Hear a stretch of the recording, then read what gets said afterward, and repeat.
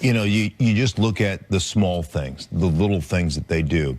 Just from clock management standpoint, one of the things you want to do as a football team is you want to eliminate Kansas City's possessions because offensively they're so good. You watch them. They huddle every time. They come out in a league where it's completely spread offense. They come out with a tight end, fullback, running back, two tights, two running backs, with one being a fullback and one wide receiver. I thought it was 80s, 90s. Right. Parcells. Right. That's exactly what it looked like. And then they huddled every time. They didn't snap the ball until there was less than 10 seconds. They don't work on the last 4 minutes of the quarter to start working on the clock. If that's your objective when you start the game, well, let's start right now. Right. First drive of the game, they eat up close to 8 minutes. I think Kansas City had 3 drives in the first half. They got the ball in the their fourth opportunity and got sacked with about 20 seconds left. Right. 3 real drives. 3 drives in the first half. I mean, that's winning football. Then pass rushing. Like, you think of little things about how they operated their pass rush, where they ran like nose guard out. Yes, stunts the whole time. Nose guard out, tackle out, loop the end into the middle, force Mahomes out to the edge where they have a guy waiting for him because of the stunt they just ran. So little things like that they do on a consistent basis. They do it better than anybody else. They have the game plan. And they go, this is how we're going to execute it. Here's why. They do a great job. I think both of these teams, both the Rams and the Patriots, and I've called 3 Rams games. The Rams, every play has a reason, and every player understands the reason. This is why we run this. This is the reason we run it this way. This is what it sets up in play action. This is what, I mean, they go through it, and every guy knows it, and New England executes it that way probably better than anybody else. And what was, to me, so impressive, to elaborate on your point about clock management and game planning, is the Patriots' consistent ability within a game to be fluid. So the Patriots' plan the whole first half was minimize possessions. It was very clear. And they dominated that first half. But thanks to that Brady pick in the end zone, they're only up 7-0.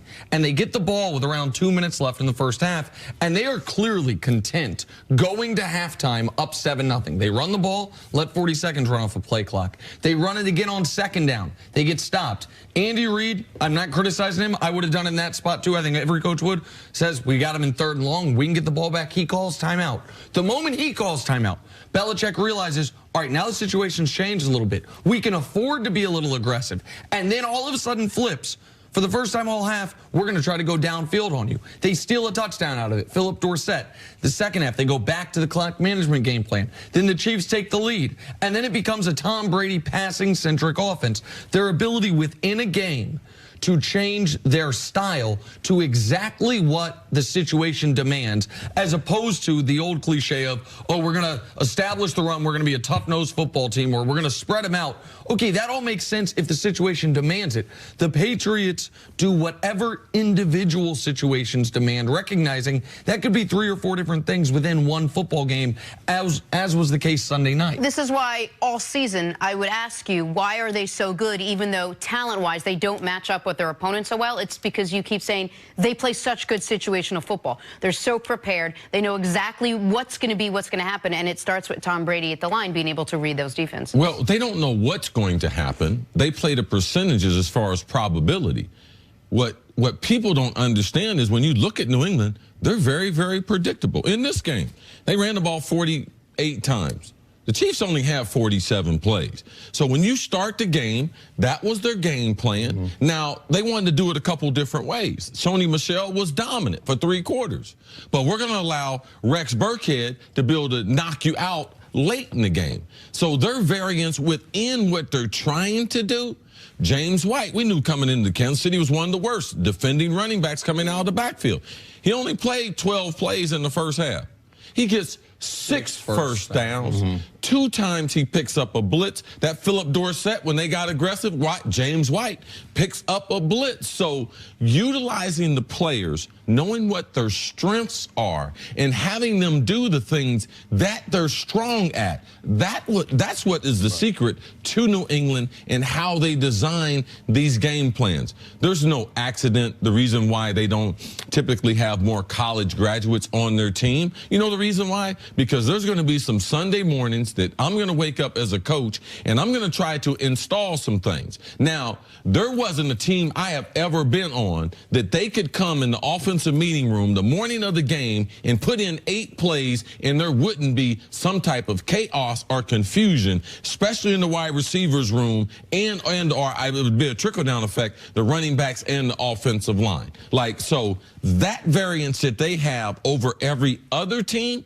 oh man, that's part of the secret sauce that, no, we're going to have a game plan, but we're not stuck to it because we might vary it by one way or another. I think it's really interesting, and I think this is a societal thing in general, that we like to pick people apart.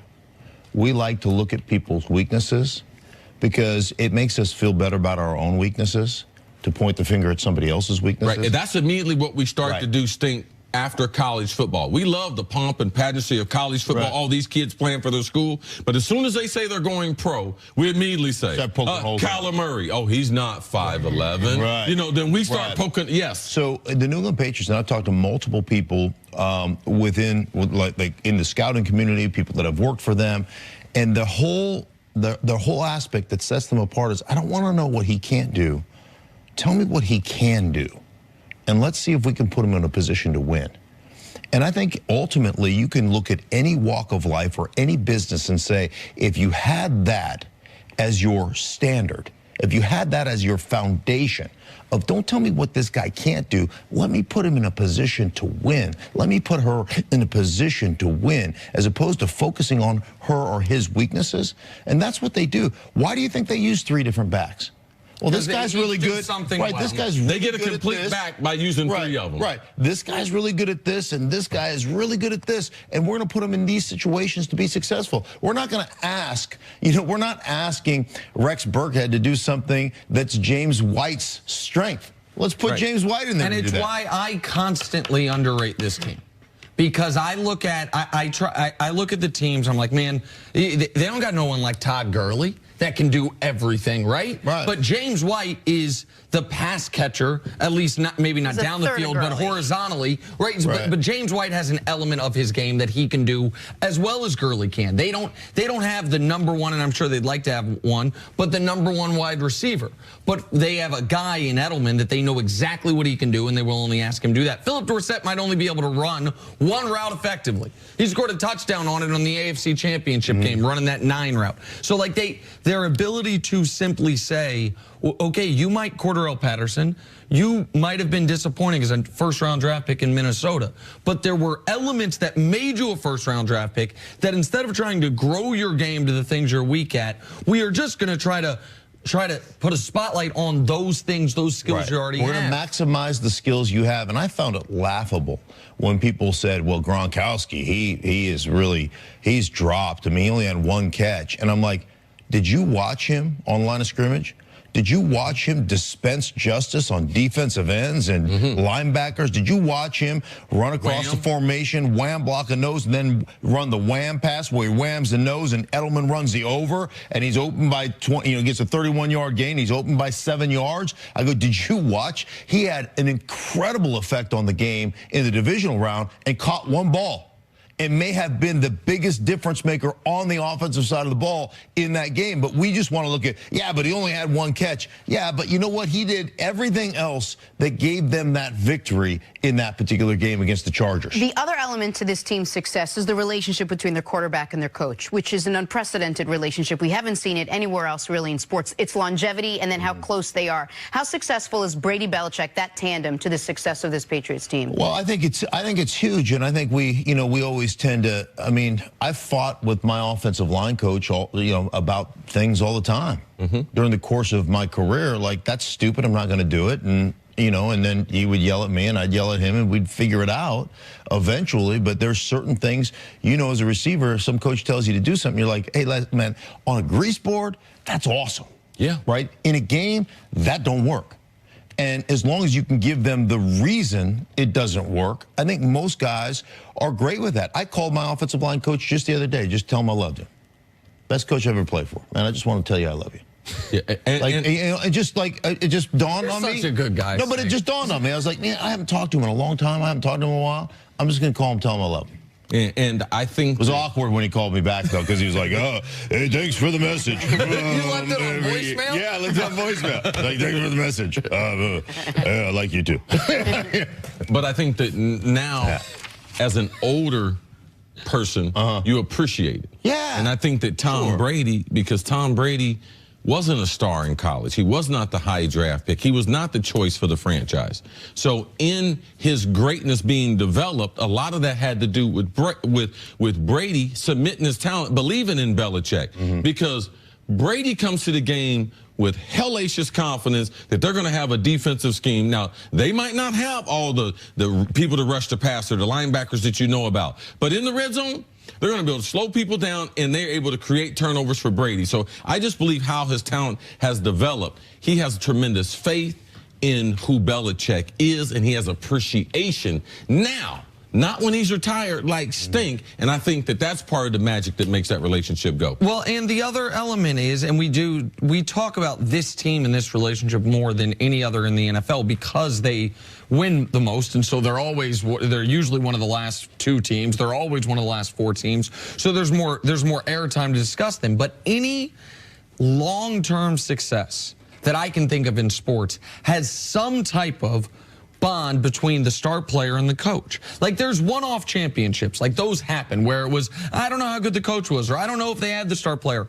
But whether it's the Spurs in the NBA or the Bulls in the NBA or the Lakers in the NBA, a league that has a bunch of dynasties, or the Patriots in the NFL, really the only dynasty, there's the symbiosis. Like, Jordan needed to run the triangle and needed to submit something to Phil Jackson, right? Just like Kobe and Shaq did. Duncan needed Popovich to have that type of run. Brady, the reason that we can say, oh, Aaron Rodgers, most talented quarterback we've ever seen, has been to 1 Super Bowl. He's never had that symbiosis to work with where when he's not at his best, they can still win. And when he is at his best, they are unbeatable. That's what the Pats and Brady have had along with Belichick. I need you so that I can move forward with You other need Brum words. and all the 11 people who work for you, Jenna. That is Those are the people you need. Not true. Stink, stick around. We've got more to talk about. Coming up, should we expect